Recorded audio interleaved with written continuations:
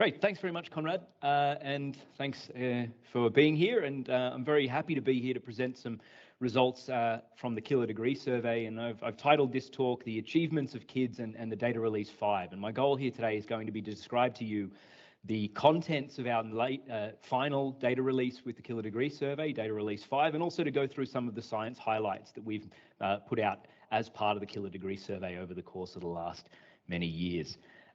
I do feel a little bit of pressure giving this talk with Conrad as the moderator of this session, given that he is the PI of KiDS, and should I make any mistakes, I'm sure that he'll immediately, jump in and correct me. So please do, Conrad. I thought I would start for those of us here who aren't cosmologists with just a very simple introduction into why what motivates KiDS as a survey.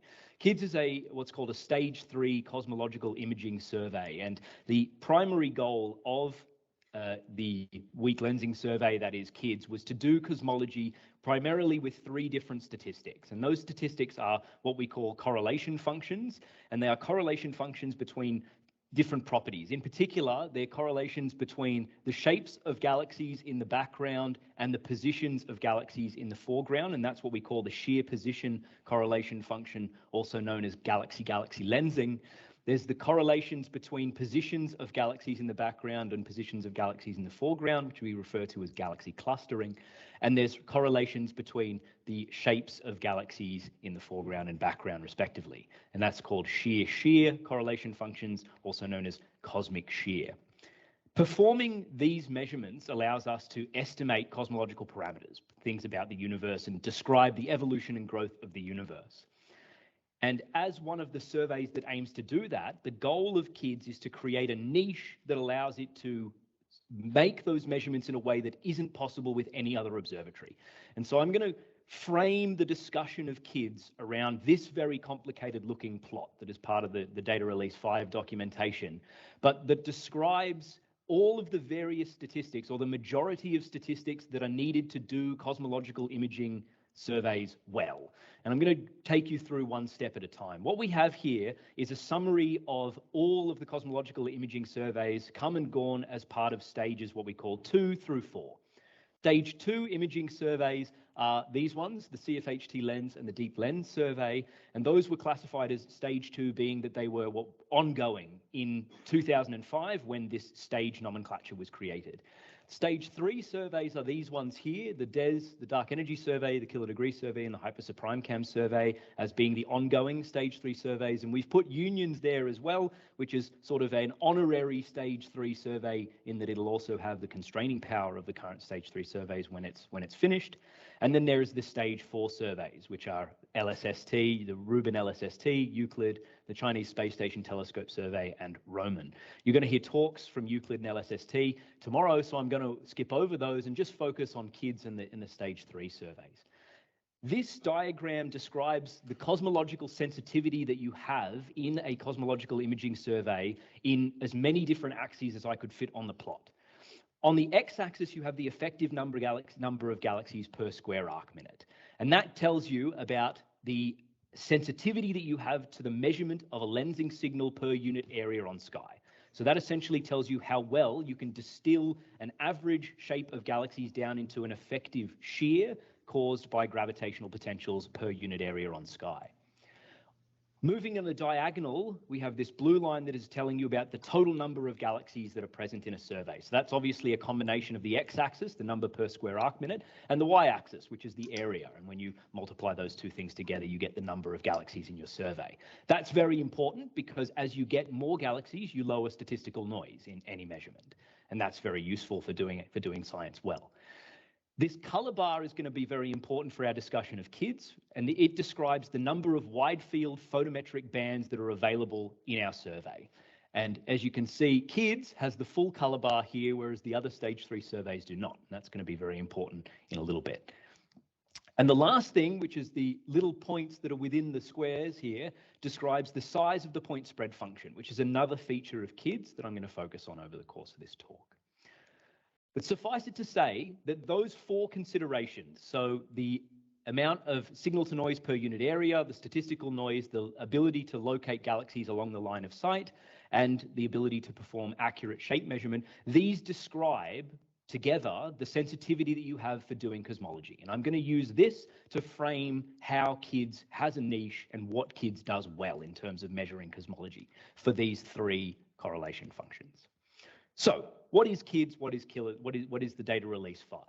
The data release 5 contains a number of things that were also present in previous data releases of KiDS, and I'm going to focus in particular on the two that are highlighted because those are particular niches of KiDS. What we present as part of a now fully realized stage 3 cosmological imaging survey are wide field imaging of many bands. We also present imaging over calibration fields. That's very important for ensuring that we do our analysis in a robust, unbiased way. We produce high fidelity multi-band photometry using a particular matched aperture algorithm that we're going to discuss. We perform high precision galaxy shape measurements. That's obviously related to this point here of measuring shapes of galaxies. So it's very difficult to do an accurate shear correlation function, for example, if you can't measure the shapes of galaxies well. And the ability to measure a galaxy shape well is related to PSF sizes and stability and various things. The photometric redshifts that we provide as part of the kilodegree survey is a particular benefit to many science areas. I'm going to focus on that. And we also offer a number of higher order data products. So this is KiDS. This is the kilodegree survey on Sky. You'll notice that just to describe this plot, we've got the gray line here shows the galactic plane with the dot being the galactic center. My apologies to all of those of you who actually work on the galactic plane that I have reduced the entirety of the Milky Way down to a line and a dot. The yellow band here is the ecliptic, and KiDS is located in the north and southern galactic caps, which is why we have these two fields in the north and the north and the southern galactic caps here. I've also annotated this diagram with the location of the gamma fields as the red boxes, and we'll also talk about why these fields are going to be useful for future surveys like foremost waves. And lastly, and very importantly, the location of the yellow dot is the location of the sun on my birthday. So please remember. Okay, so this here is the photometric wide field bands that are available as part of the kilodegree survey. We have 4 photometric filters, U, G, R, and I, all in the SDSS system. And as we observed KiDS, what we had originally planned to do was observe the entire survey and then re-observe the survey in the G-band, because we wanted to enable some time domain science with G-band observations. But as you can see from this diagram here on the right, what we had was a slight issue in the speed with which we were able to accrue observations for the R, G, and U bands, which was caused because of essentially limitations in the required observing conditions that we had at the VST. And that meant that the I band, which is this pink line, rushed through to completion in terms of the coverage of the full survey area much sooner than the other bands, because it doesn't have as strong requirements over the observational conditions. That motivated us to perform a full second observation of the survey in the I band rather than in the G band. And that's what you can see is the little lime green line here, which shoots up at the end of that diagram. So what we have in KiDS and what we present as part of the data release is 5 photometric measurements over the entire survey. The UGR bands are the 3 photometric bands, and then 2 measurements of the I band done at different epochs that we call I1 and I2. So every time you see I1 and I2, like in these bottom 2 panels, that's what that's referring to, the first and second passes of the I band. This is the distribution of limiting magnitudes and PSFs for the full survey, for the full DR5. You can see them as probability distributions, which I've just calculated with a kernel density estimate. And you can see that in particular, the PSFs are extremely well homogenized between the samples. Also, the depths in the various photometric bands are extremely well matched, and we'll see that again in a different way in a few slides' time. But even though we have such a well-matched and well-controlled conditions for observations within KiDS, that doesn't stop there from being variations. And variations in observing conditions, such as the variation in R-band limiting magnitude shown in the bottom 2 panels, or the PSF ellipticity shown in the upper 2 panels, cause differences in the selection function and cause differences in the extracted photometry if you don't do things in a careful way. So if you were to run a single extraction algorithm, for example, like source extractor, over the entire footprint of KiDS, you would get systematically different photometry in different parts of the sky because of different varying background levels and different varying PSF sizes.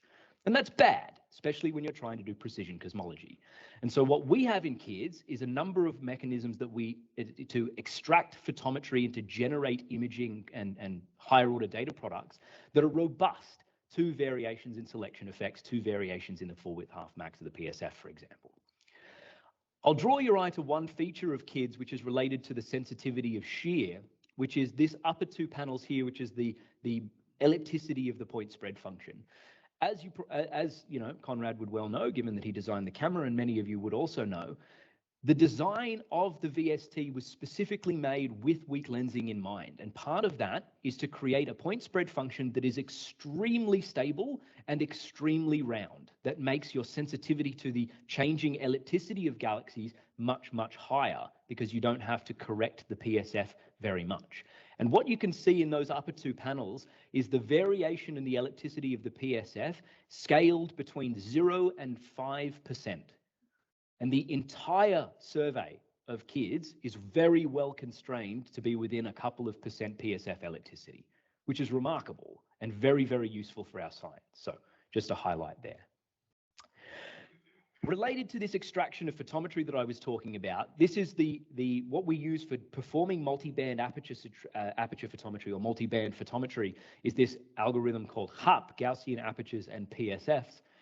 And what HARP enables us to do is perform an extraction of different photometry from different images that extracts consistent flux from a particular physical scale of a galaxy over the entire wavelength set of wavelength observations.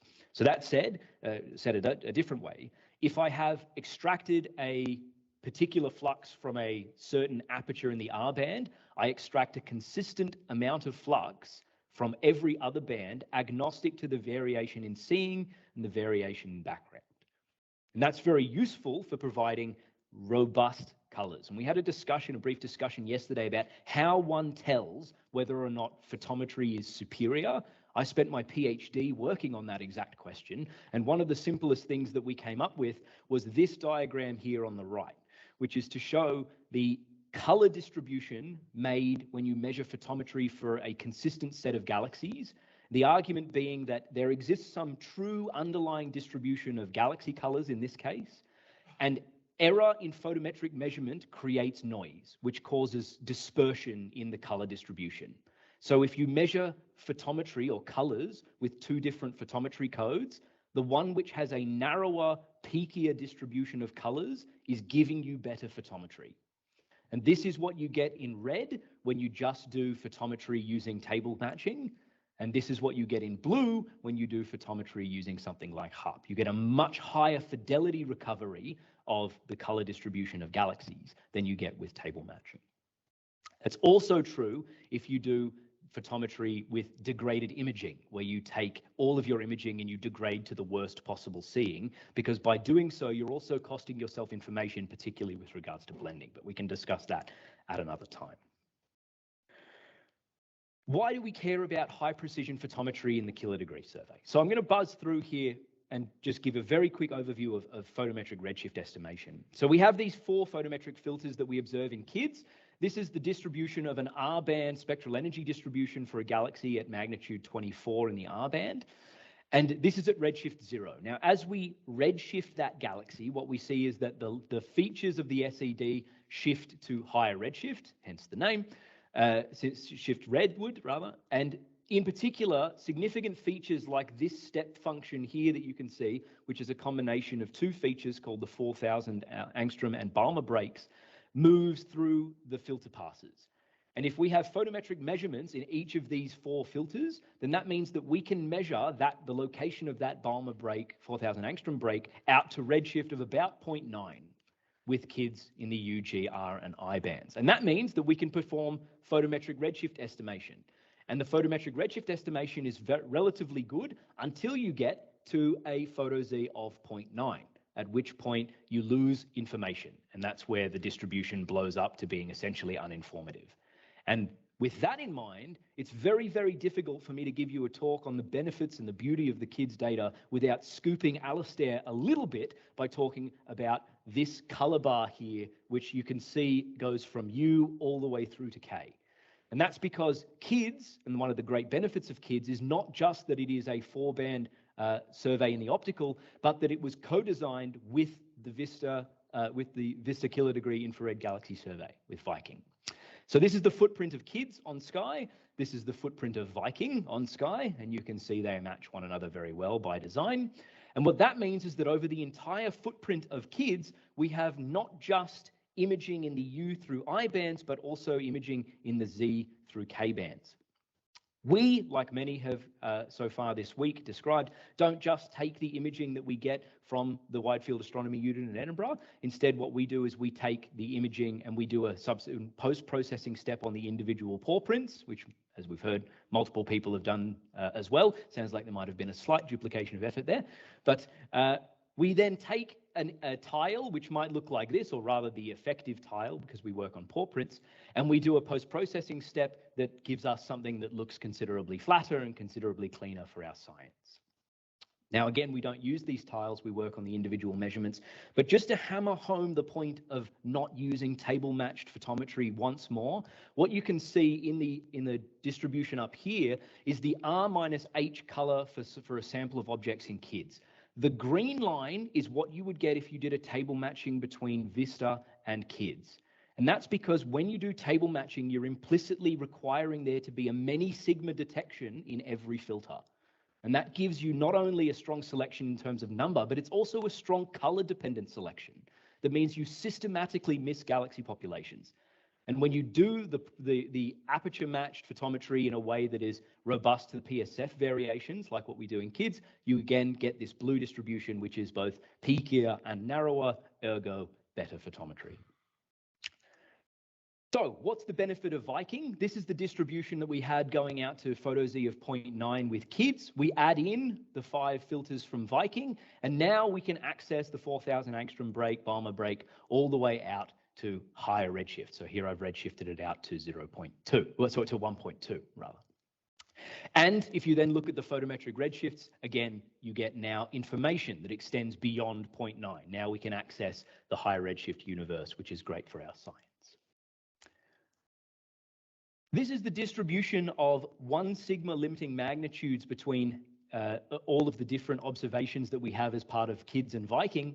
And the little orange chevrons here are the magnitude limits at 1 sigma. And the reason I'm showing you this is just to hammer home how well designed the match between Viking and KiDS is. We have a measurement, a statistical greater than 1 sigma measurement for over 80% of the sources in every single band, because when we do a source extraction in the R band and then propagate aperture photometry to every other band, the depth of the images in the shallowest bands of near infrared and the combination with the slope of the SED of galaxies at redshifts that we're interested in means that we have a statistically significant detection in every single band. And that's great for our science because it means that we don't have to marginalize over non-detections and things like that. Okay, so focusing on DR5. What's new in DR5? Well, firstly, there's more area.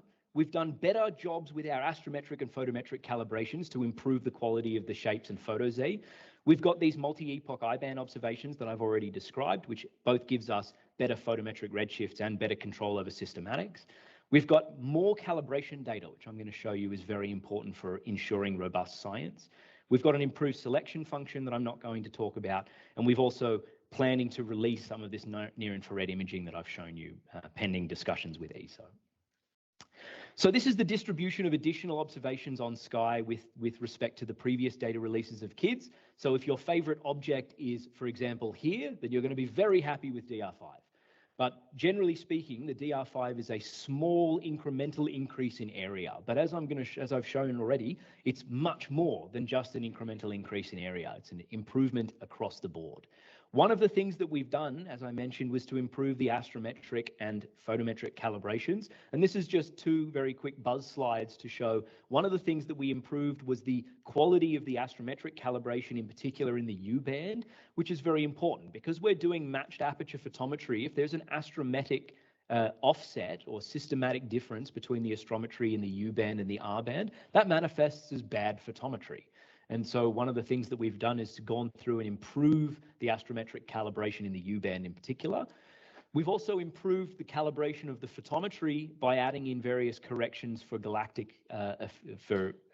systematic effects with respect to the distance from the galactic plane, which is what you can see here in the bottom. So you can see in the purple, we have the DR4 tiles that were part of DR4 and part of DR5. And you can see the offset in the U-band again with respect to SDSS between KiDS and SDSS. And you can see that in DR4, we had a couple of slight funny systematic effects with respect to galactic latitude, and those have now been calibrated away with an improved stellar locus regression. I can happily talk about if people are interested. We were talking about the cadence of observations yesterday quite a lot with various Milky Way surveys. So I'm flashing up this plot. This is the cadence of the 2 I-band observations. Now, obviously, this is not exactly the full timeline structure that we saw yesterday, but nonetheless, it's worth pointing out that we have an interesting span of observations between the 2 I-band passes. So you can see in the color bar here, I've got a little PDF that shows the the distribution of temporal separations between the 2 I-band observations. And you can see that it spans from sort of 5 or 6 years all the way down to 0 years, which is this little purple square that you can see down here at -10 degrees right ascension. And as it turns out, that little purple square had the bad luck of being observed for the first time at the very end of I1 observations, and for the second time 16 hours later the next day. And so that I-band pass is somewhat short on its temporal baseline, but the rest of them are fairly well separated. You'll notice that the longest temporal baselines are located primarily in the gamma fields, shown by the black boxes, and that's because the gamma fields were targeted first for the observations in the first pass of KiDS. As I mentioned, the second pass I-band has an added benefit, which is that while we haven't done a combination of the 2 I-band passes into a single photometric measurement in the catalogs of KiDS because we want to utilize them for possible temporal science, we do have twice the information now in the I-band. And as I showed you with my diagram, we've now got the ability to localize the 4,000 angstrom Balmer breaks at a crucial photometric redshift range around 0.9, even more so than we had previously in DR4. And that allows us to do better photo-Z, get better localization of galaxies along the line of sight, particularly at that quite crucial high redshift end. We, as part of DR5, have made a number of observations in deep calibration fields. So this diagram is just a footprint diagram showing the observations that we have made as part of the data release 5 on deep calibration fields. And you can see we've got the CDFS, Cosmos, the deep 2-hour fields and 23-hour fields, 2 fields from Vipers, W1 and W4, and then VVDS 14-hour fields and one of the deeper fields in gamma in G15 called G15 Deep. All of these fields have got either observations that were already part of the KiDS footprint or bespoke observations with the VST to have exactly the same depth and observation quality in every single photometric band for U through K. So the green that you can see here are the bespoke footprints that we made, the bespoke tile observations that we made in Vista in order to cover these fields. And the result is that we now have calibrating spectra, calibrating data that have exactly the same photometric quality as the wide field survey of KiDS, but are populated with a large number of spectroscopic sources, spectroscopic redshift sources. And that allows us to better calibrate the line of sight localization with photo-Z, to better calibrate stellar mass estimates, to better calibrate the quality of our photometry and various other things.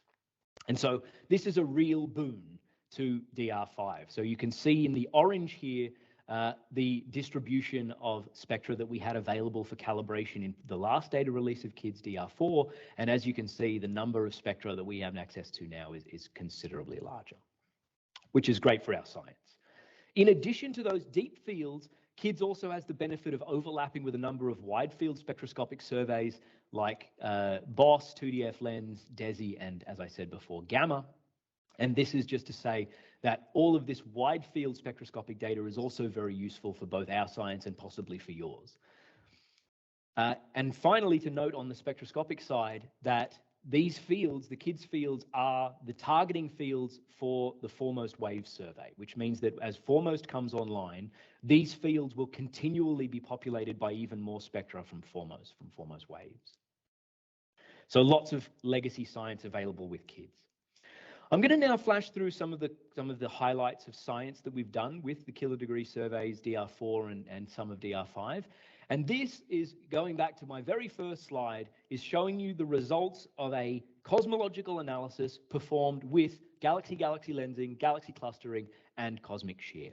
And what you can see here is the two primary cosmological parameters of interest for cosmological imaging surveys, which is the density of matter, omega m, and this funny parameter S8, which is a combination of omega m and the clustering amplitude sigma 8, and which is constructed to essentially remove the degeneracy that exists between those two parameters when you do cosmic shear only. And what you can see here is the distribution of constraints that you make using cosmic shear only in pink, galaxy clustering only in blue, cosmic shear and galaxy-galaxy lensing in purple, cosmic shear and galaxy clustering in orange, and the three statistics together in red. Thank you. And crucially, you can see this very well-known difference between Planck and KiDS. And this is the S8 tension, or one of the manifestations of that S8 tension, where the inferred value of S8 as measured from lensing and from the CMB don't seem to quite match. One of the things we're very much looking forward to probing further with the data release 5 of KiDS.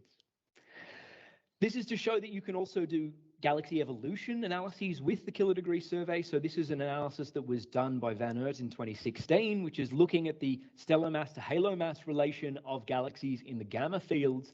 And these are measurements of, so on the left here, you've got measurements of the surface mass density estimated in different mass bins of stellar mass, and the overdensity of mass that happens around those galaxies caused by the presence of gravitating matter. And then you can take these fits and estimate the ratio between the halo mass and stellar mass as a function of stellar mass, which is what's shown on the right here. And then you can compare those to expected literature values and determine whether or not, for example, simulations are accurately recovering the stellar mass to halo mass relations. This was done with 450 square degrees of KiDS. We've had a recent paper done something similar with then 1000 square degrees of KiDS, and we're now looking at doing this with the full sensitivity of KiDS with DR5. We're also big fans of galaxy clusters in KiDS, and we've got a group working in Italy who works almost exclusively on galaxy clusters with KiDS using this adaptive matched identifier of clustered objects code AMICO. And this is just to show you the density of clusters that we measure in AMICO. This is with DR4, and the completeness of that sample of clusters as estimated by comparing the number of recovered clusters from AMICO to those that are measured from SPT, South Pole Telescope. And as you can see, the completeness is quite high as a function of redshift. So the AMICO cluster system is able to recover galaxy clusters with fairly high fidelity. That means that we can then take the galaxy cluster counts and we can use them to do cosmology, which is what we've done. And as you can see, the galaxy cluster cosmology, which is shown by the black data point on the right, again, in this funny S8 parameter, is also consistently a little bit lower than the expectation from Planck. So more evidence for something funny going on with the weak lensing surveys, or Planck. The plot on the right is just showing, on the left, sorry, is just showing the accuracy of the recovered redshift of the clusters using AMICO, given the difference between the estimated redshift and the location of the galaxy clusters in spectroscopy when those exist. And the last thing I'm going to show you about highlights with KiDS is the recovery of strong lenses. This is some work that's been done by a couple of groups working in Naples and in Sun Yat-sen in China. And the distribution here, I'm just showing the candidates that we've measured, strong lens candidates that we've measured from DR5 using machine learning algorithms, convolutional neural networks, something that is really only possible when you have very high fidelity imaging that is consistent in terms of its observational quality, so that you don't end up pulling up lots and lots of false positives. Okay, finally, accessing the data with KiDS, and this is just one primary slide here, and let me move my cursor so it doesn't show that little hyperlink. So there are three primary ways that I can invite you to access the data from the KiDS survey. The first is just via Aladdin. If you happen to load up Aladdin, you can access HIPS images in UG and GRI for all of the KiDS fields. Currently, those are for all of the KiDS DR5 imaging so not just DR4, even KiDS DR5 is there. Via the ESO archive, you can currently access all of the DR4 data, which includes COADs, catalogs, masks, multiband catalogs, PhotoZ, etc. And DR5 is going to be put online sometime in the very near future, targeting for before Christmas because of various constraints. And then lastly, you can access the data via the KiDS webpage. We have a full webpage there, which you can access by clicking on this link as well. This is just an image of the GRI accessible within KiDS, within Aladdin, and in particular focused on ABLE 2744, which is one of the clusters that we were talking about yesterday. So I thought we'd put it up here. And so my summary slide, essentially KiDS DR5, more area, better data, multi-epoch data, better calibration, accessible pipelines, something I didn't mention. All of the pipelines we use to analyze KiDS are accessible via GitHub. They're all publicly available. It's all very transparent. Accessible data, as I just showed you, and hopefully more exciting science. So thank you.